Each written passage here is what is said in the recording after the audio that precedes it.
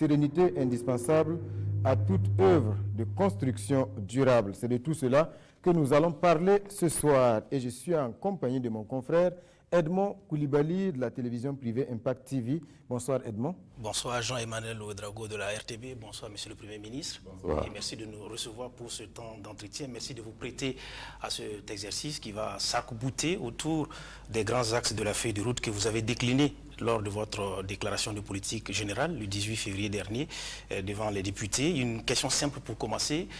Vous étiez en train de faire valoir tranquillement ou paisiblement vos droits à la retraite lorsque le président du Faso, Roch-Marc Christian Kaboré, vous a fait appel pour piloter l'action du gouvernement à un moment où le Burkina Faso, en tout cas, traverse ou fait face à une superposition de crises, crise sécuritaire, crise politique, sociale, communautaire. Et vous avez accepté ce que je qualifie de mission d'Hercule, non sans appréhension, bien sûr. Et 6 mois après, comment est-ce que vous vous sentez ici au Premier ministère? Merci. Je voudrais profiter de l'occasion pour saluer l'ensemble des Burkinabés qui nous reçoivent dans leur foyer aujourd'hui par la magie de la télévision. Je voudrais également profiter pour saluer la mémoire des Burkinabés qui sont tombés au champ d'honneur pour la défense de la patrie. Et je voudrais profiter de l'occasion pour présenter et réitérer les condoléances du gouvernement à leurs familles et à leurs proches. Pour répondre maintenant à votre question, je voudrais vous dire que je suis un Premier ministre serein. Je sais, je suis un Premier ministre qui est au cœur de nombreux défis et malgré cela, je garde une certaine sérénité face à l'adversité. Je suis serein parce que je suis adossé à un peuple résilient qui a démontré par le passé toutes ses capacités à résister à l'adversité qu'il connaît. Donc de ce point de vue, je travaille à faire en sorte que je puisse mériter la confiance que le président du Faso a placée en moi et tout particulièrement la confiance que le peuple entier a placée en moi en adoptant la déclaration de politique générale que j'ai eu à présenter à l'Assemblée nationale le 18 février. Monsieur le Premier ministre, sur cette question, on se souvient à votre nomination, beaucoup avaient pointé votre âge comme étant un handicap, vu bien sûr le contexte national, avec tous les défis auxquels vous avez donc à faire face. 6 mois après, est-ce que vous sentez le poids de l'âge, monsieur le Premier ministre? Pas du tout. Je crois que celui qui m'a confié cette mission a dû mettre cela dans la balance. Et il a compris qu'il était bon peut-être de me confier cette responsabilité. Il aurait pu prendre un jeune, un junior comme on dit, mais il a choisi un senior. Et ce senior-là va démontrer qu'ils ont la capacité d'apporter leur contribution à la construction du pays. Dans un entretien accordé à Jeune Afrique, le président du Faso, Roch-Marc Christian Kaboré, déclarait ceci: j'accepte d'être comparé à un diesel, mais au moins je démarre, je roule longtemps et j'arrive au but. C'est ça aussi le style d'Abiré, si je peux m'exprimer ici, ne pas verser dans le populisme, mais prendre des mesures qui s'inscrivent dans la durée. Non, c'est vrai qu'il faut prendre des mesures qui s'inscrivent dans la durée. Le chef de l'État et moi, nous travaillons en complémentarité. Il donne les orientations, les grandes orientations pour la conduite des affaires de ce pays. Et moi, avec le gouvernement, nous travaillons à traduire cela en action sur le terrain. Monsieur le Premier ministre, venons-en déjà à l'actualité. Une question, en tout cas, qui actuellement émeut beaucoup de Burkinabés, pour ne pas dire tous les Burkinabés. 11 détenus donc, qui étaient gardés à vue à l'unité antidrogue, qui perdent la vie. Actuellement, donc, les enquêtes sont ouvertes pour situer les responsabilités et comprendre ce qui s'est passé. Déjà, comment vous avez vécu, en tout cas, cet épisode-là, et aujourd'hui, comment on s'arrange pour ne pas vivre de tels cas? Parce que, manifestement, il y a un problème. Oui, il y a un problème. Et j'ai été l'un des premiers à dire que c'était inadmissible. Et je me joins au chef de l'État pour dire que c'est inacceptable. Parce qu'au moment où on construit un État de droit, nous n'avons pas le droit d'assister à ce type de bavure et sinon à ce type de drame au niveau de notre pays. Dès les premières informations, nous avons donné des instructions fermes pour que toute la lumière soit faite tant au niveau de la justice qu'au niveau administratif. Nous avons pris des mesures conservatoires vis-à-vis des premiers responsables. Nous ne disons pas qu'ils sont coupables de quoi que ce soit, qu'ils sont responsables de quoi que ce soit, mais ils sont les premiers responsables de l'administration de la police au niveau de l'unité antidrogue. Donc de ce point de vue, ils doivent être mis dans une position où ils ne doivent plus prendre de décision en attendant que l'enquête administrative démontre les responsabilités afin que des sanctions beaucoup plus fortes soient prises à l'encontre de ceux qui sont... Mais là, est-ce qu'il ne faut pas aller vite? Parce que certains, avant même ce drame, pointaient du doigt les conditions de détention, justement dans ces structures de sécurité-là, qui sont jugées vraiment inhumaines. Non, tout à fait. Et je crois que dans cette affaire, on ne doit dédouaner personne. Le gouvernement, c'est qu'il a une certaine responsabilité, mais ceux qui sont chargés d'exécuter les orientations du gouvernement sur le terrain ont également une certaine responsabilité. Nous avons, à l'issue de la situation qui s'est créée, organisé un conseil de cabinet pour donner des orientations, parce qu'il faut faire le bilan de la situation. Nous avons fait venir le maire qui est le premier responsable des détenus, des gardés à vue dans sa circonscription, pour qu'on puisse faire une évaluation de la situation d'ensemble et engager les procédures qui peuvent permettre d'améliorer les conditions de vie et éviter des situations de ce genre. En attendant, ce sont des familles qui sont dans la douleur, qui étaient donc à la mort, qui attendaient peut-être de récupérer les corps. Comment aujourd'hui également on accompagne ces familles-là? Parce que c'est quand même une grosse épreuve. Beaucoup ne savaient même pas que leurs parents ou leurs frères étaient détenus. Et puis du jour au lendemain, ils apprennent qu'ils ne sont plus là. Et dans le même ordre d'idée, 11 personnes qui meurent de façon mystérieuse dans une cellule ici à l'unité antidrogue, les familles attendent de savoir exactement ce qui s'est passé. Est-ce que ce soir, Monsieur le Premier ministre, vous pouvez donner des informations précises sur ce qui s'est passé dans les locaux de l'unité antidrogue? Non, ce qui s'est passé, on ne peut pas dire qu'ils sont morts de façon mystérieuse, puisqu'il y a une enquête qui a été ouverte. Le procureur a demandé des autopsies. Les autopsies ont été réalisées. Les conclusions de ces autopsies ont été remises au procureur. Donc, de ce point de vue, nous sommes en droit de dire que si la procédure judiciaire suit son cours, les familles sauront de quoi sont morts les 11 détenus au niveau de l'unité antidrogue. Maintenant, il faut dire qu'il n'y a pas de solution magique en la matière. Nous avons décidé au niveau du gouvernement de recevoir l'ensemble des familles, les familles des détenus qui sont décédés. Nous les avons reçus, nous leur avons donné toutes les explications sur le plan administratif et sur le plan judiciaire. Nous avons présenté notre compassion à l'ensemble des familles et nous avons dit que nous prenons des dispositions, non pas dans le sens d'indemniser, parce qu'il faut attendre que la procédure judiciaire aboutisse avant de parler de quoi que ce soit, mais nous sommes prêts à les accompagner pour ce qui concerne l'organisation des funérailles de leurs défunts. Monsieur le Premier ministre, on va donc commencer véritablement notre entretien avec la question sécurité. Vous êtes là donc depuis 6 mois. Je pense que dans votre déclaration de politique générale, c'était vraiment la priorité des priorités, la question sécuritaire. Il y a eu donc les opérations militaires qui ont été menées notamment à l'Est, au Tampouanou, sur laquelle il y a eu de la communication. On nous a parlé un peu du bilan, on a fait le point. Il y a Ndofou également au Sahel. Là, on ne sait pas grand-chose de ce qui s'est passé. Alors, quel bilan on peut faire de cette opération qui s'est menée ou qui se mène encore dans le Sahel? Le bilan est globalement positif. Vous me permettrez de ne pas aller au-delà de ça parce que ce sont des opérations militaires, mais je dis qu'il y a des motifs de satisfaction. Le péril terroriste est toujours présent. Nous savons que c'est une lutte de longue haleine qui devrait nous permettre de faire en sorte que nous puissions repousser ce péril-là le plus loin possible de nos frontières. Mais aujourd'hui, je dis qu'il y a des motifs de satisfaction. Il suffit simplement d'aller dans les provinces dans lesquelles nous avons fait des opérations pour constater que les populations sont satisfaites des résultats que nous avons obtenus dans le cadre de la lutte contre le terrorisme. Mais les attaques se poursuivent. On est à plus de 100 attaques depuis le début de l'année. Vous avez tout à fait raison. Les attaques se poursuivent et c'est tout à fait normal parce que le terrorisme ne peut pas être éradiqué en un jour. Là où le terrorisme s'est développé depuis une dizaine d'années, aujourd'hui, il y a encore des attaques terroristes sur ces territoires-là, malgré tous les moyens qui ont été mis par les différentes puissances pour pouvoir éradiquer ce terrorisme-là. À plus forte raison dans un pays tel que le Burkina Faso. Mais je dis que nous avons des motifs de satisfaction. Nous n'allons pas aller verser dans le triomphalisme. Mais je dis que vous constatez qu'il y a une accalmie aujourd'hui Et j'ai dit à certains endroits que le problème ne se pose pas en termes de comptabilité statistique.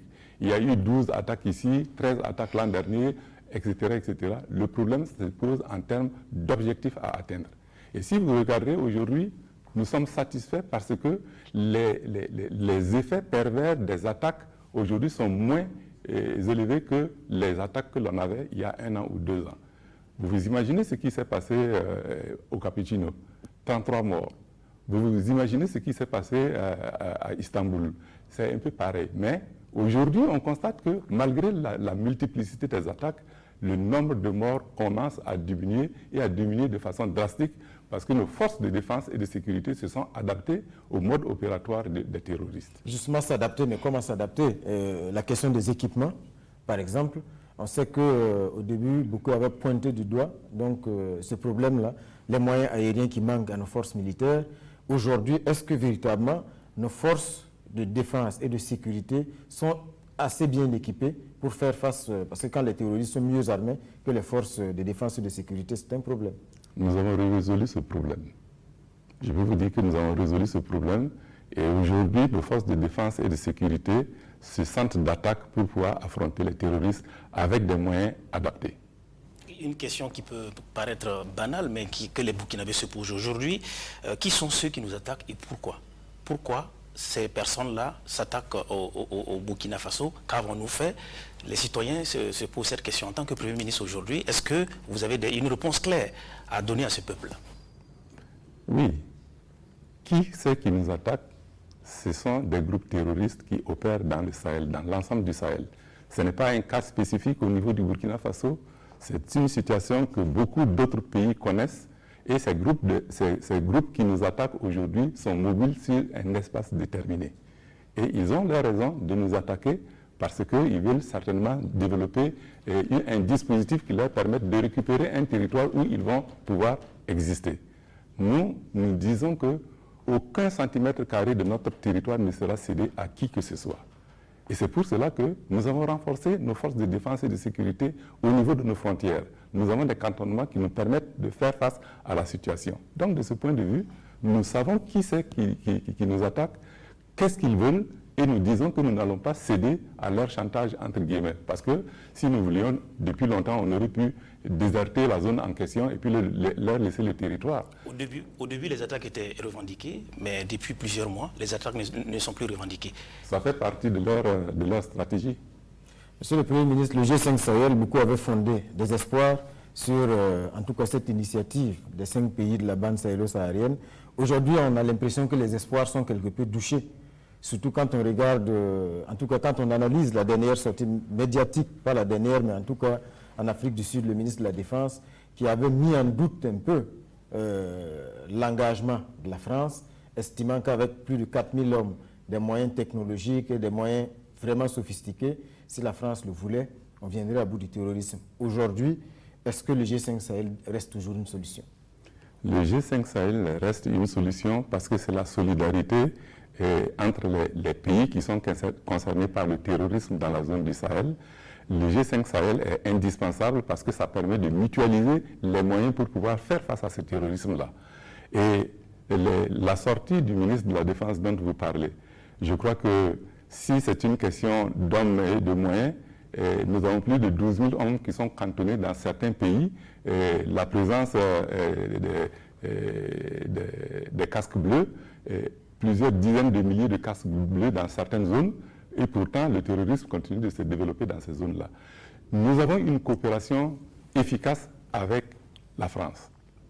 La France nous appuie, et au-delà de la France, nous avons une coopération efficace avec l'ensemble de l'Union européenne qui contribue à renforcer nos capacités avec des formations, et capacités des ressources humaines, capacités logistiques, capacités de renseignement. Tout cela est mutualisé et ça nous permet de faire du bon travail. Monsieur le ministre, mais quand même un faisceau d'événements aujourd'hui qui viennent un peu accréditer, en tout cas ce que le ministre de la Défense a dit haut, peut-être ce que beaucoup pensent bas. On a vu déjà avec la prise d'otages, voilà un groupuscule qui donc bougeait sur le territoire de l'Est vers le Sahel. Des drones les ont suivis jusqu'à ce qu'il y ait cette intervention. Par contre, dans le même temps, des grandes colonnes de terroristes circulent, plusieurs dizaines de motos viennent frapper et puis disparaître. Dans le même temps, on apprend donc en Libye qu'un missile a été donc découvert dans un camp abandonné par les forces du maréchal Haftar. Le missile, donc la France a reconnu que c'est un missile qui appartenait à la France. Est-ce que tout cela n'accrédite pas la thèse d'une duplicité de la France? Non, je ne crois pas. Je ne crois pas qu'il y ait une duplicité de la part de la France. Ça dépend des accords de coopération qu'on a avec la France. Si les accords de coopération définissent bien les domaines d'intervention de chacune des parties, les choses sont claires. Et la France n'intervient que lorsque la partie burkinabé fait appel à la France pour pouvoir résoudre un problème précis. Nous avons organisé des missions conjointes avec la France, avec le Mali, avec le Niger, pour pouvoir contrer les groupes terroristes qui se déploient autour de la frontière de ces différents pays-là. Mais c'est dans un domaine extrêmement précis. Les zones d'intervention de chacune des forces est définie à l'avance pour éviter qu'on ne se marche sur les pieds. Donc, je crois que la France intervient dans un cadre déterminé et sur la base des accords que nous avons avec elle, à savoir, lorsqu'on lui fait appel dans un domaine précis, la France intervient pour nous aider à résoudre le problème. Et pour clore ce chapitre, notamment la sortie médiatique du ministre Chi, le ministre d'État en charge de la défense nationale, est-ce qu'il ne rejoint pas une certaine opinion qui croit en la théorie du complot, qui estime que les puissances étrangères, qui sont bien sûr, notamment la force Barkhane qui est là, ces puissances étrangères ne sont intéressées que par la captation des ressources? Est-ce qu'aujourd'hui, vous en avez parlé avec votre ministre, avec le ministre d'État, est-ce qu'aujourd'hui vous parlez le même discours? Parce que le Burkina Faso assure la présidence du G5 Sahel et un ministre qui tient de tels propos, il y a quand même un petit problème à ce niveau. Est-ce qu'aujourd'hui vous parlez le même discours? Il n'y a aucun problème. Le ministre a parlé de la situation dans un cadre précis avec un locuteur anglophone et on n'est pas étonné, on n'est pas surpris qu'il puisse y avoir une mauvaise interprétation des idées qu'il a développées à l'époque. Nous en avons parlé avec lui. Mais nous disons que vous avez utilisé un terme qui est tout à fait exact. Les théories qui circulent, ce sont des théories. Jusqu'à ce que la situation démontre que ces théories sont une réalité au niveau de l'ensemble de nos territoires. Le chef d'état-major général des forces françaises a fait également une déclaration. Si la France se retire des pays du G5 Sahel, eh bien ces pays vont s'effondrer sur eux-mêmes. C'est comme une réponse aussi qu'il donne à cette sortie médiatique. C'est son point de vue. Que vous partagez ou pas? Que je ne partage pas, parce que nous sommes des pays souverains. Et nous lions des accords de coopération avec les pays amis pour régler un certain nombre de problèmes. Nous sommes souverains, mais nous tendons la main, nous demandons à ce que les forces étrangères également viennent nous soutenir. Et le ministre l'a dit dans l'interview. Il a même souhaité que l'Afrique du Sud vole au secours du Burkina Faso, qui en son temps également a soutenu ce pays dans la lutte contre l'apartheid. Vous connaissez des pays dans ce monde qui ne tendent pas la main? Même les pays développés tendent la main. Et aujourd'hui, il y a des pays qui sont considérés comme étant des superpuissances qui gèrent l'évolution d'un certain nombre de relations au niveau international. Donc, ce n'est pas le Burkina Faso seul qui tend la main. Tous les pays de ce monde-là tendent la main, y compris les grands pays. Monsieur le Premier ministre, on va évoquer l'une des conséquences de cette insécurité, les réfugiés et les déplacés internes. Aujourd'hui, selon les statistiques, il y en a près de 200 000 déplacés à l'intérieur du pays, dont certains sont même arrivés à Ouagadougou. Aujourd'hui, comment on fait face à cette situation? On a des réfugiés à Ouagadougou, on a vu certains hommes politiques estimer donc qu'ils devaient repartir. Concrètement, quelle est la ligne pour ce qui concerne ces réfugiés? Non, vous avez raison, nous avons près de 200 000 réfugiés, déplacés internes, personnes déplacées internes, ce ne sont pas des réfugiés, et 220 000 pour être un peu plus exact, que nous avons sur l'ensemble de notre territoire, et particulièrement dans la zone nord, le Sahel. Et pour pouvoir répondre à cette situation, nous avons créé des camps pour les recevoir. Nous avons créé des camps avec l'appui de nos partenaires. Encore une fois, vous avez dit qu'on tend la main, mais c'est cela la réalité. Avec l'appui de nos partenaires, nous les avons cantonnés dans des endroits, à Foubé, à Barsalogo, etc., à Pinsa, pour pouvoir leur accorder ce que l'on peut, notre part de solidarité dans le drame qu'ils sont en train de vivre. Donc, je crois que c'est cela qui est important. Et nous faisons un excellent travail. La ministre en charge de la solidarité nationale a pris en charge jusqu'à 170 000 réfugiés en termes d'aide alimentaire, en termes de kits, etc., etc. Nous avons mis en place des camps pour pouvoir les cantonner. Ceux qui sont venus à Ouagadougou, nous leur avons demandé, on les a sensibilisés et on les a ramenés dans certains camps que nous avons constitués. Ils sont tous répartis? Ben, évidemment, pas tous. On ne peut pas dire que tous sont repartis parce qu'on sait aussi les conditions dans lesquelles ces gens sont venus. Mais ils n'ont pas leur place dans la capitale. Non, ce n'est pas parce qu'ils n'ont pas leur place dans la capitale. Il faut qu'on les mette dans des endroits où on peut les gérer de façon conséquente et de façon sérieuse. Parce que s'ils arrivent dans la capitale et qu'ils sont dispersés, ce ne sont pas des camps constitués, surveillés par des forces de défense et de sécurité, avec un dispositif sanitaire, ça pose des problèmes. C'est tout de même des Burkinabés qui sont arrivés à Ouagadougou, qui sont sous le choc, qui ont peut-être besoin d'une assistance psychosociale, et tout de suite on dit non, on va vous ramener à Barça-Logo. Bien sûr, ils sont venus des localités qui sont voisines de Barça-Logo, donc ils ont la peur au ventre. Est-ce qu'on ne pouvait pas trouver, en tout cas, créer les conditions pour les recevoir dans la capitale? Parce que, bon, le Burkina Faso est un seul pays, il n'y a pas... Tout à fait. Nous les avons reçus, le ministre de la Solidarité nationale les a sensibilisés et pour ce qui concerne le retour, ce sont des retours volontaires. On n'a pas obligé quelqu'un à monter dans un bus pour retourner à Barça-Logo. On leur a expliqué les conditions dans lesquelles ils pouvaient être pris en charge et mieux pris en charge que s'ils restaient à Ouagadougou du fait des initiatives de certains d'entre nous du reste. Parce que je sais qu'il y a des gens qui sont là, qui sont logés dans des établissements d'enseignement primaire privés, et parce que ce sont des Burkinabés qui les ont fait venir de leur localité et qui les ont logés là. En ce moment, les responsabilités sont partagées. Ça veut dire que celui qui a pris l'initiative de faire venir un groupe, c'est qu'il se donne les moyens d'assurer la sécurité de ce groupe-là. Et ce n'est plus la responsabilité du gouvernement de dire il y a des gens qui sont arrivés, il faut qu'on s'en occupe. Ce n'est pas une assistance à personne en danger? Pas du tout. Celui qui n'a pas assisté les personnes qui sont arrivées, c'est celui qui a décidé de les amener, d'affréter un car, de les mettre dedans, de les amener ici et de les loger quelque part. S'il a besoin s'il voulait que ce soit organisé, il y a des structures qui sont là pour ça. Il aurait dû prendre contact avec ces structures-là pour que l'on puisse ensemble discuter des modalités d'arrivée de ces personnes. Monsieur le Premier ministre, la question qu'on se pose aujourd'hui, vous avez parlé de près de 220 000 personnes qui ne vont pas produire, parce que pour la plupart, ce sont des agriculteurs. Aujourd'hui, toutes ces personnes ne vont pas produire. Est-ce qu'on prend les dispositions dès maintenant, parce qu'il est clair qu'il va se poser un problème alimentaire dans les mois à venir? Tout à fait. Nous avons conscience de cela. Nous travaillons à faire en sorte qu'il y ait une certaine sécurisation des zones. Et si on peut délocaliser un certain nombre de personnes des camps pour qu'ils aillent produire, on le fera.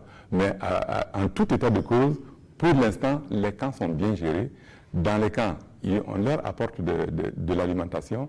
On a mis en place un dispositif de santé. On a mis un dispositif de sécurité pour essayer de protéger les camps en cas d'attaque, etc., etc. Donc les dispositions sont prises et nous allons nous battre pour que, jusqu'à ce que la situation se stabilise, et que ceux qui sont dans les conditions normales de personnes déplacées, internes, qu'on puisse leur apporter le nécessaire pour qu'ils ne soient pas laissés au bord de la route.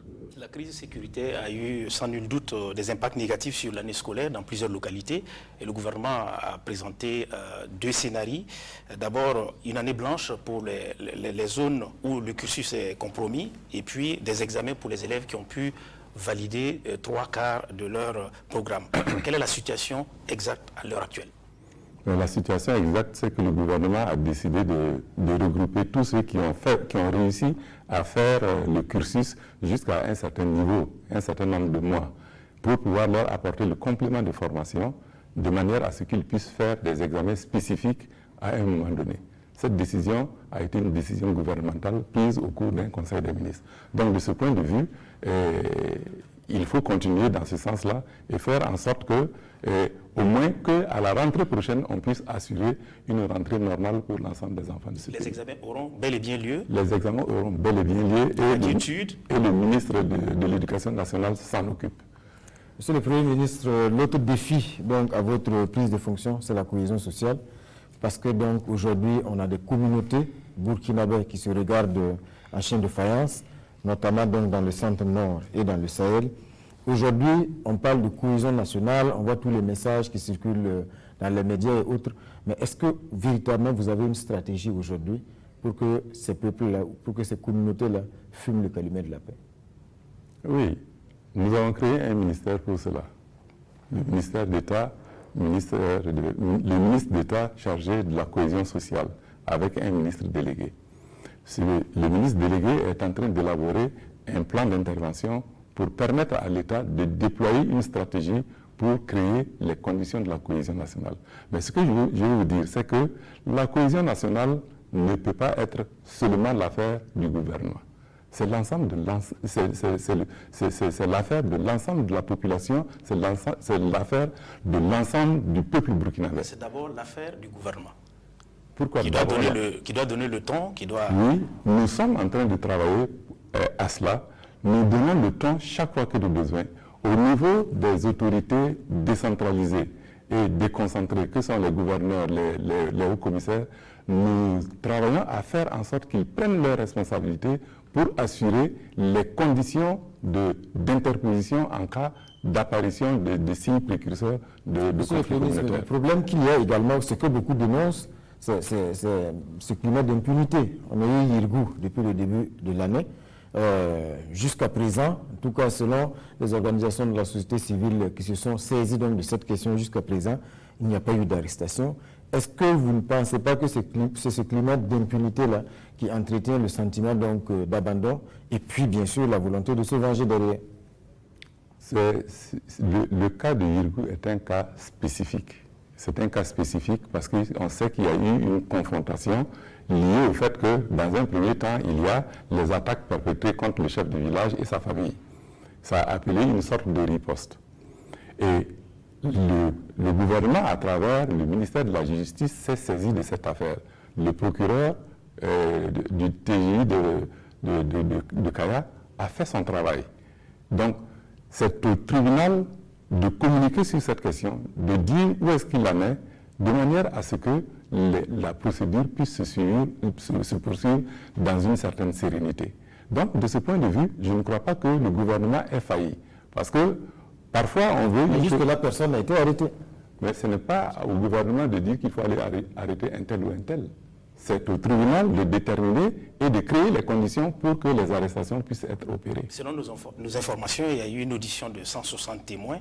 Aucune arrestation, comme Jean-Emmanuel Ouedraogo vient de le dire. Et il y a le CISC, le collectif contre l'impunité et la stigmatisation des communautés, qui a rapporté qu'il y a des blocages au niveau de l'exécution des décisions de justice. Le procureur aurait déclaré que les gens dont les noms sont cités comme présumés auteurs lors des auditions se trouvent être porteurs d'armes. Et là, ça rend la tâche complexe. Est-ce que ici, voilà, en l'occurrence, qui sont porteurs d'armes, est-ce que force doit rester quand même à la loi? Oui, force doit rester à la loi. Il faut qu'on nous le signifie. Et s'il faut intervenir, utiliser la force également pour accompagner la justice, bien, le gouvernement le fera. Est-ce qu'aujourd'hui, les ressorts, parce que sur cette question de cohésion sociale, vous l'avez dit, ce n'est pas juste l'affaire du gouvernement, mais il est démontré que les leaders religieux et coutumiers ont un grand rôle à jouer à ce niveau. Est-ce qu'ils sont véritablement impliqués dans cette quête, en tout cas, de cohésion sociale au Burkina? Tout à fait.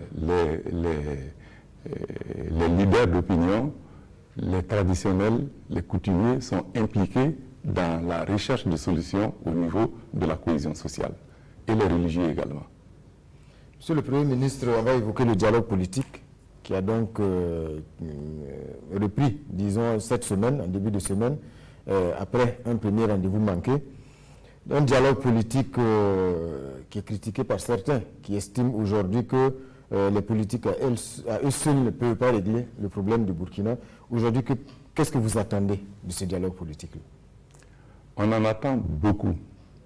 Parce que les problèmes de ce pays sont immenses. Mais il faut bien commencer quelque part. La rencontre des forces politiques, de la majorité et de l'opposition est un pas en avant dans la recherche de solutions aux problèmes de notre pays.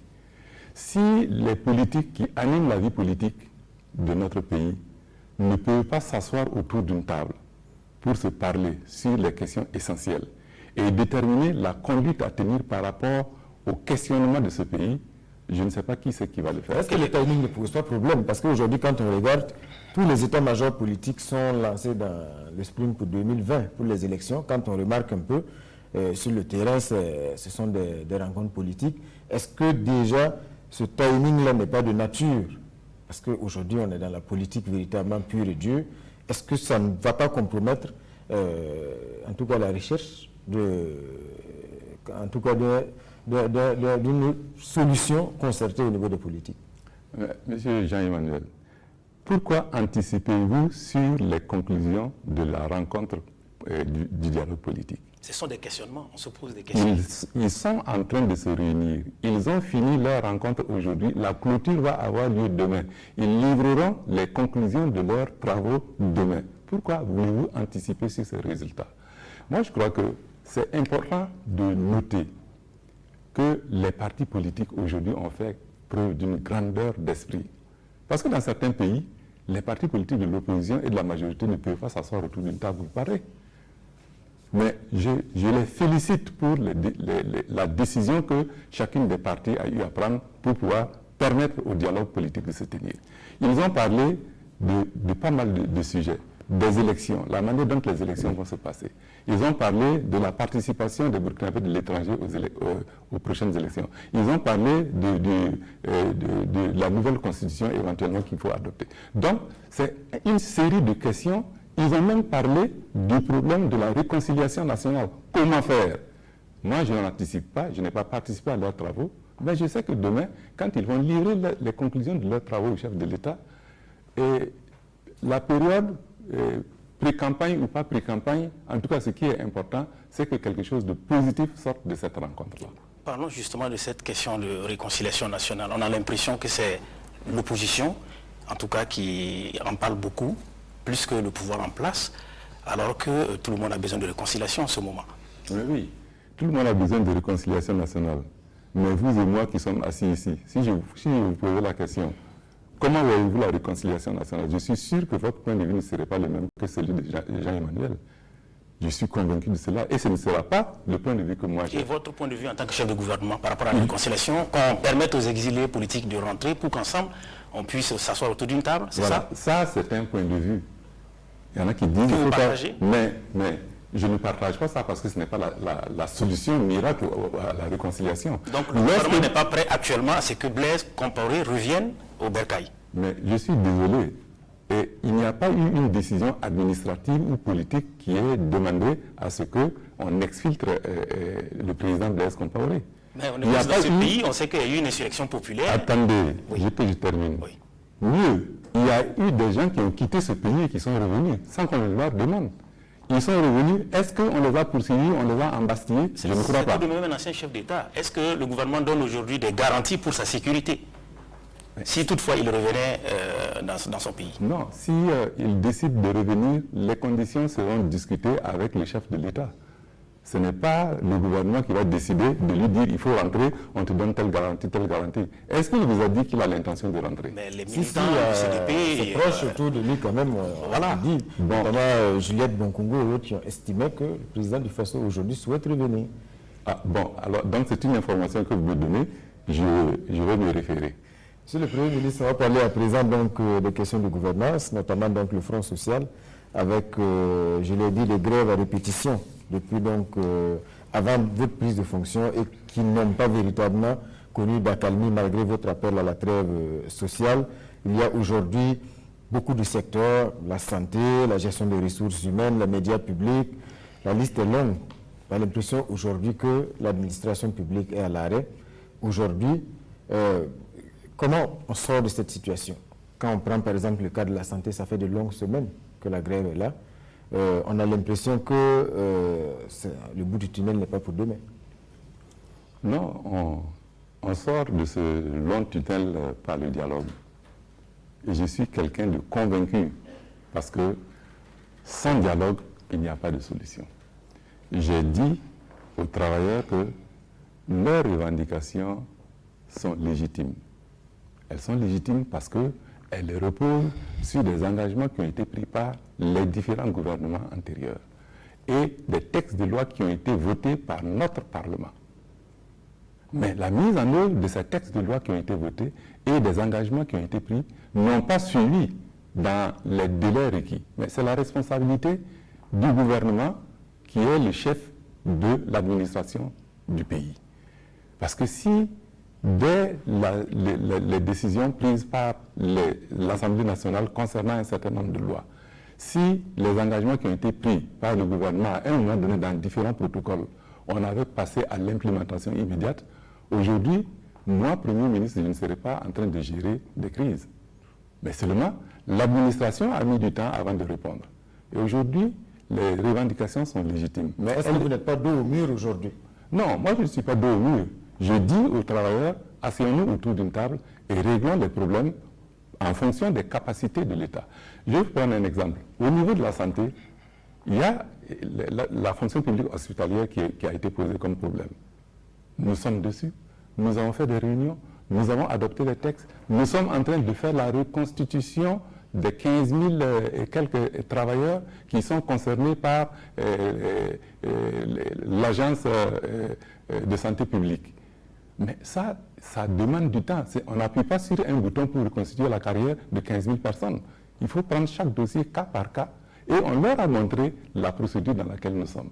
Mais si les travailleurs ne savent pas raison garder et estiment qu'on va donner des ultimatums, si ce n'est pas fait demain, nous on ne lève pas la grève. Si ce n'est pas fait après-demain, nous on ne lève pas la grève. C'est comme ça que nous rentrons dans des décisions à l'emporte-pièce qui deviennent des difficultés par la suite. Ce que l'on n'a pas résolu correctement aujourd'hui, on se fait rattraper demain. C'est imparable.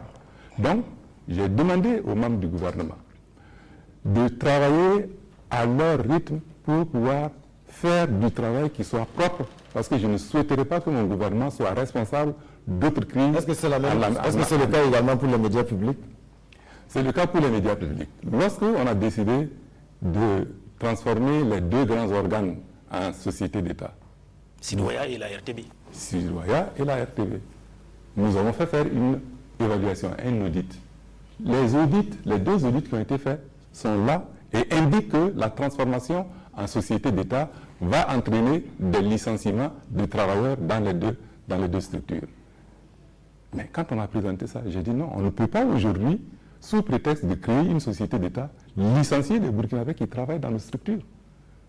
Et s'il faut créer une société d'État où nous maintenons 49 ou 429 travailleurs qui seront là et qu'il faut amener des subventions d'État tous les mois pour pouvoir payer ces travailleurs, mais ce n'est pas responsable. Parce que la création d'une société d'État doit faire en sorte que la société contribue à une stabilité au niveau de sa gestion. On a l'impression, Monsieur le Premier ministre, que le gouvernement est spécialisé aujourd'hui dans la signature des protocoles d'accord sans tenir compte, en tout cas tenir compte des tenants et des aboutissants, et après le gouvernement se trouve être coincé. Est-ce qu'aujourd'hui c'est pas un aveu d'impuissance puisque on a appris par voie de presse que vous avez sollicité la médiation du Bureau international du travail, alors qu'au niveau national nous disposons d'un haut conseil pour le dialogue social? Est-ce que cette institution n'est pas arrivée à jouer son rôle pour qu'aujourd'hui vous faites appel au BIT pour justement faire face à cette fronde sociale? Non. Je vais répondre. Il y a deux parties dans votre question. La première partie, c'est concernant les médias. Ce n'est pas un protocole d'accord qu'on a signé, c'est une loi. C'est une loi qui a été adoptée et qui dit qu'il faut transformer les deux structures en sociétés d'État. Mais dans l'application, nous devons garder une certaine sérénité et regarder tous les contours de la création de ces sociétés d'État. La loi a-t-elle été adoptée dans la précipitation selon vous? Mais la loi a été adoptée sans que les études préliminaires n'aient été effectuées. Parce que c'est une loi. Il y a un article qui dit qu'il faut à terme transformer ces deux sociétés en sociétés d'État pour garantir une certaine indépendance de la presse. Bon, ça c'est un point. Maintenant, la médiation, ce n'est pas nous qui faisons appel au BIT. Nous avons sollicité le Haut Conseil du dialogue social pour qu'il nous donne la manière d'instaurer au sein de notre pays une trêve sociale qui puisse nous donner la stabilité nécessaire pour pouvoir travailler. Mais si le Haut Conseil décide de faire appel à une expertise internationale, c'est son droit le plus absolu. Mais quand même, il y a eu le processus de remise à plat. Il y a eu beaucoup de choses qui ont été faites. Il était question de restituer les résultats. Beaucoup même de travailleurs, l'administration publique avait fondé beaucoup d'espoir sur cela. Aujourd'hui, on a l'impression que la remise à plat des salaires est abandonnée. Non, ce n'est pas du tout abandonné. Il y a eu une étape intermédiaire par laquelle nous sommes passés. Nous avons, à l'issue de la rencontre nationale sur la question, nous avons mis en place un comité technique chargé de réfléchir sur le problème. Le comité nous a rendu ses travaux. Et en même temps qu'il y a un comité technique pour travailler sur les dossiers, il y a un comité de suivi qui suit l'évolution du travail avant la restitution à l'ensemble de la conférence. Donc, lorsque le travail technique a été terminé, nous avons fait un séminaire gouvernemental sur le dossier, sous la présidence du chef de l'État. À l'issue de cela, il a recommandé que l'on rencontre le comité de suivi. Nous avons rencontré le comité de suivi avec l'intégralité du dossier. Le comité de suivi a fait des commentaires, des observations. Comme vous savez que dans ce comité de suivi, il y a les partenaires sociaux qui nous accompagnent. Les partenaires sociaux ont estimé qu'il y avait des choses à revoir dans le travail qui a été fait par la structure technique. Nous sommes à ce stade. Mais dans le même temps, le cas par cas se poursuit. Non. Parce qu'on a l'impression que au moment où vous voulez harmoniser la gestion justement des salaires, on satisfait à gauche, notamment la garde de sécurité pénitentiaire. On a un certain nombre de corps qui ont été considérés indépendamment donc, de ce processus de remise à plat. Non, ce n'est pas une remise au cas par cas. Si vous avez suivi mon discours sur la situation de la nation, j'ai dit que le travail que nous sommes en train de faire aujourd'hui avec les travailleurs, c'est en rapport avec notre volonté d'appuyer le passif que nous avons avec les travailleurs. Lorsque vous adoptez une loi en 2012 qui dit que le corps de tels agents publics doit évoluer de telle manière, et que 2012, vous n'avez pas travaillé à reconstituer la carrière de ces travailleurs-là. Aujourd'hui, vous ne pouvez pas, sous prétexte de remise à plat, dire que vous n'allez pas appliquer les dispositions de la loi. Parce que les travailleurs qui bénéficient de ces avantages liés à la loi attendent que l'on reconstitue leur carrière pour qu'ils sachent sur quelle base on va les recaser dans la remise à plat. C'est ce travail que nous sommes en train de faire. Ce n'est pas du cas par cas. Le cas par cas, c'est la volonté de certains groupes de travailleurs ou de certains partenaires sociaux de créer de nouvelles revendications et de venir les imposer au gouvernement pour que le gouvernement les prenne en charge. Et ça, j'ai été catégorique. J'ai dit aux membres du gouvernement, nous n'accepterons pas de nouvelles revendications tant que nous n'aurons pas fini de régler la remise, de régler l'apurement du passif et passer maintenant à la remise à plat. Les magistrats sont-ils concernés par la remise à plat des salaires? Les magistrats, tous les travailleurs sont concernés par la remise à plat des salaires. Nous avons travaillé, nous allons amener les résultats au niveau de la conférence et la conférence va en décider. L'intersyndicale des magistrats a publié en tout cas une déclaration. Ils ne sont pas venus aux rencontres. Ils ne veulent pas que leurs acquis soient remis en cause. Mais l'intersyndicale des travailleurs, des magistrats n'est pas la seule structure, n'est pas le seul groupe partenaires sociaux qui n'est pas venu aux différentes rencontres. Il y en a d'autres qui ne sont pas venus, mais qui n'ont pas d'avantages particuliers au point qu'ils disent qu'on va remettre en cause ces avantages-là. Monsieur le Premier ministre, je pense que les revendications également des travailleurs sont liées, en tout cas, au train de vie de l'État. Certains syndicats estiment aujourd'hui que l'État ne montre pas l'exemple, le gouvernement ne montre pas l'exemple, les autorités ne montrent pas l'exemple, alors que vous avez, à votre déclaration de politique générale et après, donc il y a eu un séminaire gouvernemental, si je ne m'abuse, sur la réduction du train de vie de l'État. Concrètement, qu'est-ce que vous pouvez présenter aujourd'hui comme action qui entre en ligne de compte de cette réduction du train de vie de l'État? Peut-être déjà au Premier ministère, quels sont les actes forts que vous avez posés entrant justement dans le cadre de cette réduction du train de vie de l'État, depuis que vous êtes aux affaires? Bien. Le train de vie de l'État, effectivement, au lendemain de ma nomination et de la mise en place du gouvernement, j'avais dit que dans les 2 semaines qui suivaient, on devait régler cette question. parce que c'est un des premiers dossiers que j'ai trouvé sur ma table, un dossier bien fait que l'on pouvait adopter en Conseil des ministres. Mais lorsqu'on l'a examiné, on a vu que ça avait une corrélation avec l'ensemble des dispositions qu'il fallait prendre dans le cadre de la remise à plat des rémunérations des fonctionnaires de notre pays. Donc de ce point de vue, nous avons estimé avec le président du FASO qu'il fallait verser ce dossier dans la résolution globale de la remise à plat des rémunérations. Dans le train de vie de l'État, il y a des dispositions relatives à la gestion du patrimoine. Nous avons donné, après la réunion, le séminaire gouvernemental, nous avons donné des instructions à chacun des ministres de prendre des dispositions par rapport à un certain nombre de choses qui se passaient, mais qu'il faut remettre en cause. Nous avons dit de suspendre tous les séminaires qui sont organisés en dehors de Ouagadougou sous le prétexte qu'on a un décret à rédiger, on va aller à Ouagadougou faire 15 jours, à Koudougou faire 15 jours, et prendre des perdiennes, etc.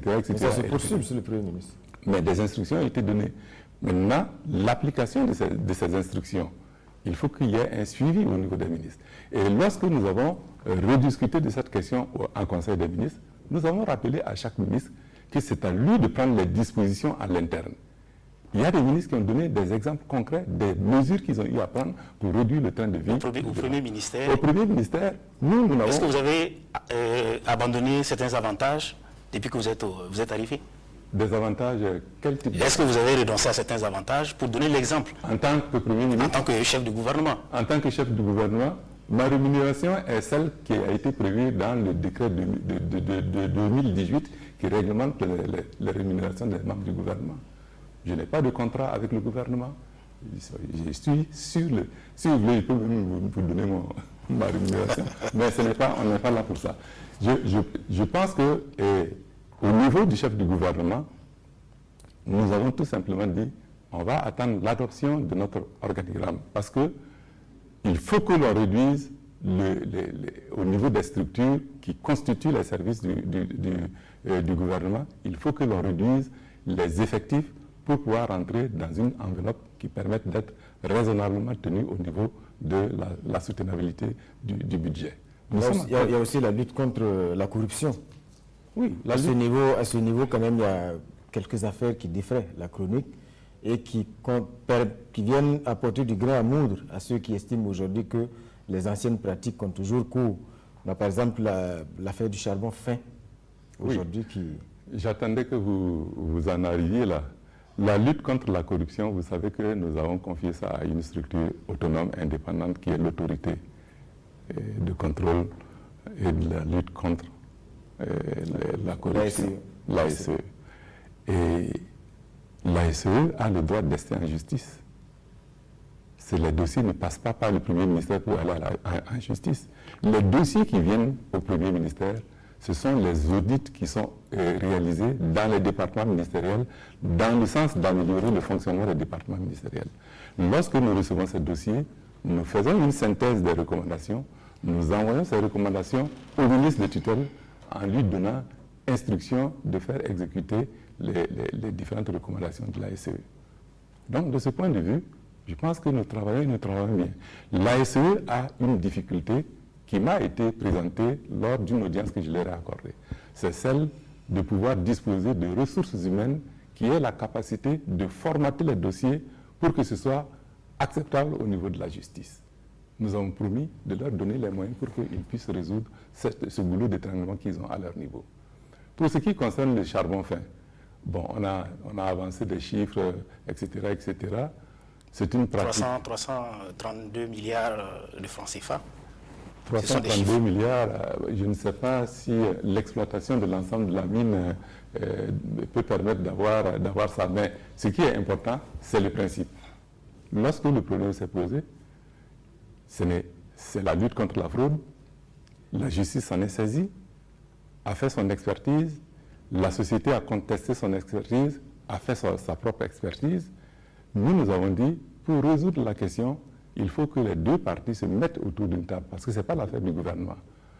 Ça nous arrangerait bien si nous pouvions avoir 300 milliards dans nos comptes, mais ce n'est pas l'affaire du gouvernement. Mais on vous recommande de faire appel à une expertise internationale indépendante qui va vous mettre d'accord sur les résultats de vos évaluations de part et d'autre. Le nom de votre ministre, hein, le ministre des Mines et des Carrières, est cité dans cette affaire.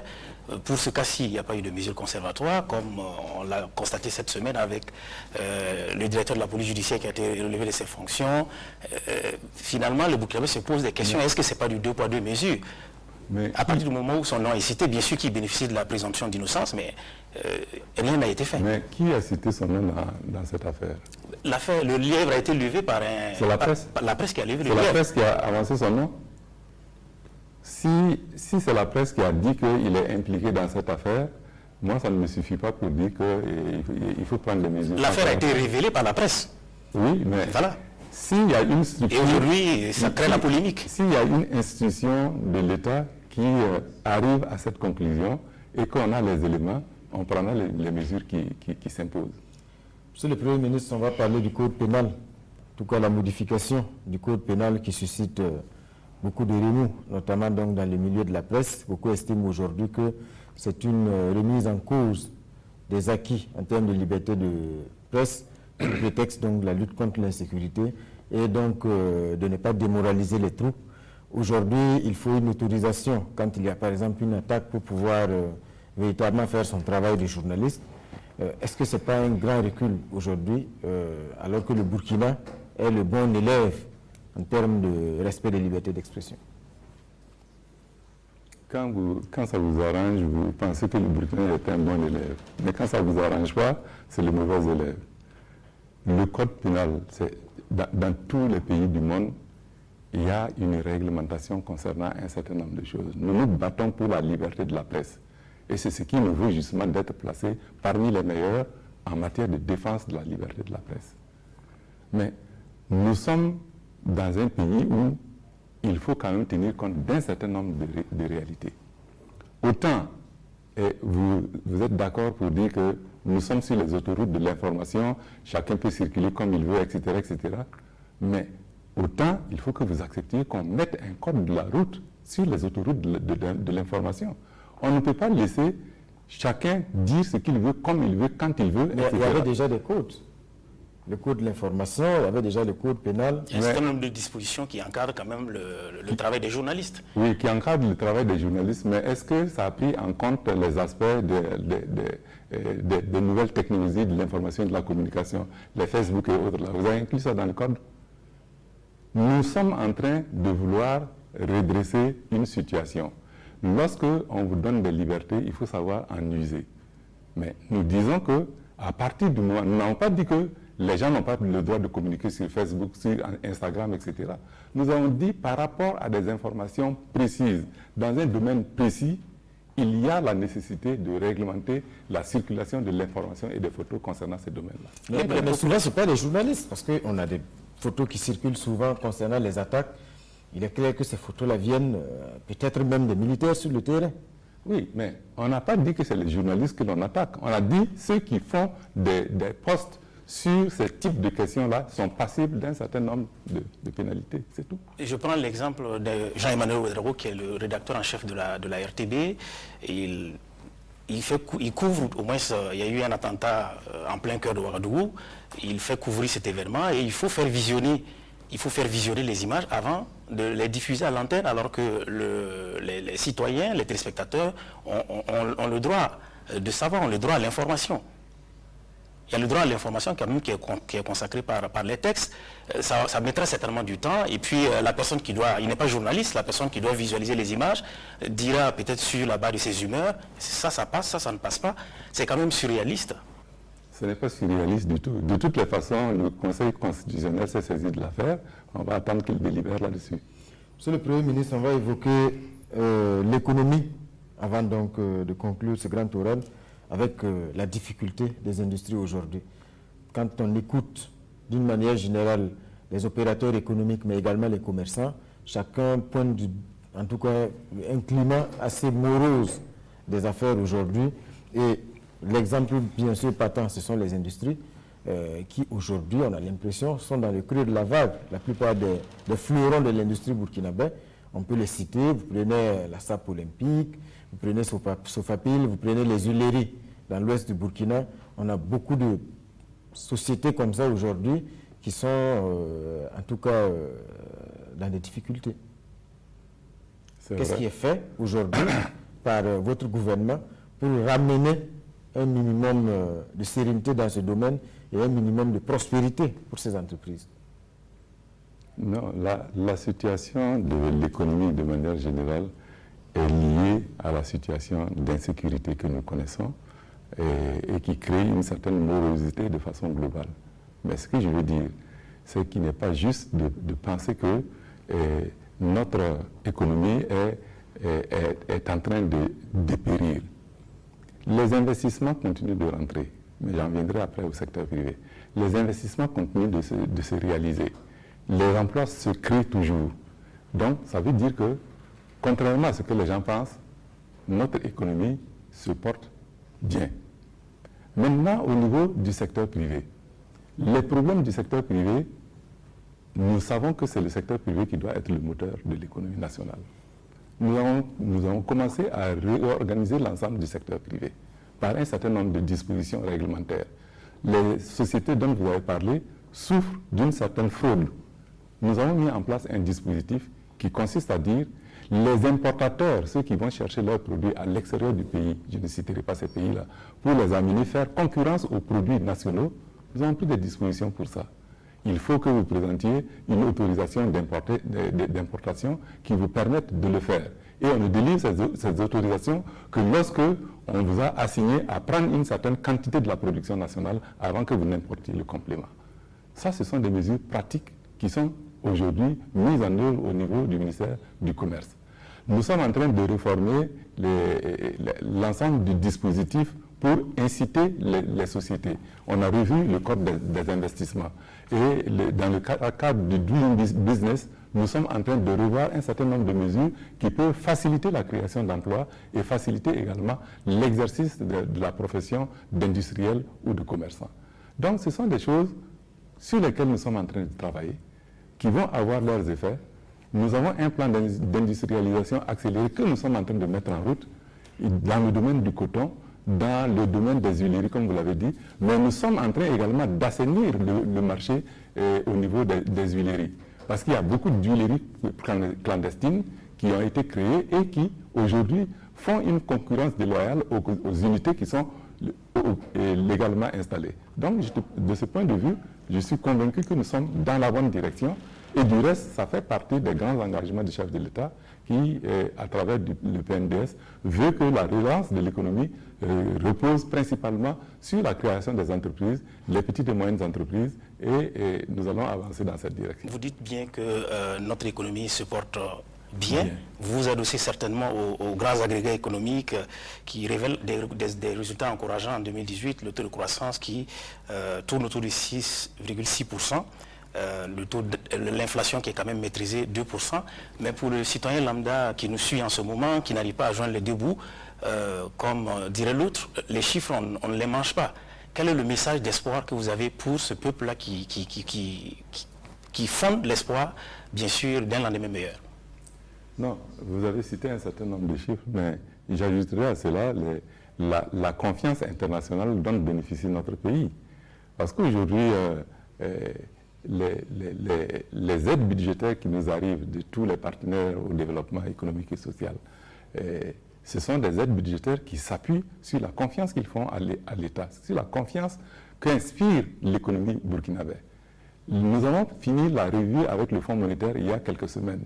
Aujourd'hui, notre programme est passé au FMI et ça va permettre... Le Burkina Faso a toujours été bon élève du FMI dans tous les cas. Non, pas dans le sens de prendre des mesures drastiques. Dans le sens de mobiliser des ressources, oui, nous sommes un bon élève. Et nous faisons en sorte que les partenaires nous appuient parce que si nous n'avons pas de programme avec le Fonds monétaire, les aides budgétaires qui nous permettent de déverrouiller un certain nombre de difficultés ne viendraient pas. Et c'est là que nous allons nous retrouver dans des difficultés que nous n'arriverons pas à gérer. Monsieur le Premier ministre, aujourd'hui, comme il l'a dit, beaucoup de Burkinabés s'interrogent de quoi sera fait demain, parce qu'aujourd'hui, dans le contexte de l'insécurité, de la morosité dont on a parlé tantôt au niveau de l'économie, Beaucoup regardent l'avenir avec, en tout cas, peu d'espoir. Aujourd'hui, Monsieur le Premier ministre, 6 mois après, quelle est la perspective que vous vous donnez pour ce qui concerne donc l'avenir de ce pays-là? Il faut qu'on résolve d'abord le problème de l'insécurité, qu'on crée les conditions pour une paix durable dans ce pays. Et pour y arriver, il faut que tous les Burkinabés se mettent d'accord pour regarder dans la même direction et avoir une même vision du développement du pays. Parce qu'il ne sert à rien, tant qu'on ne se met pas ensemble, on n'ira nulle part. Et bien évidemment, nous savons qu'il y a des impatiences qui se manifestent. Mais il faut savoir raison garder.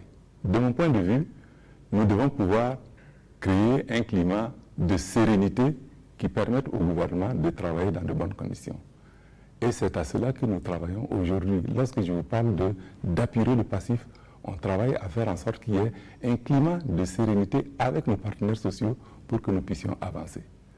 Il faudrait que les autres compartiments de notre pays, à savoir les travailleurs du secteur privé, les investisseurs du secteur privé, puissent continuer à avoir confiance et à travailler, à investir dans le pays.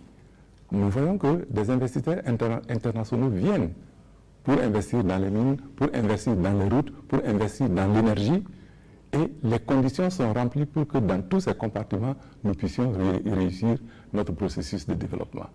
Mais il faut que le secteur privé s'investisse également, parce que c'est le secteur privé qui est pourvoyeur d'emplois et créateur de richesses.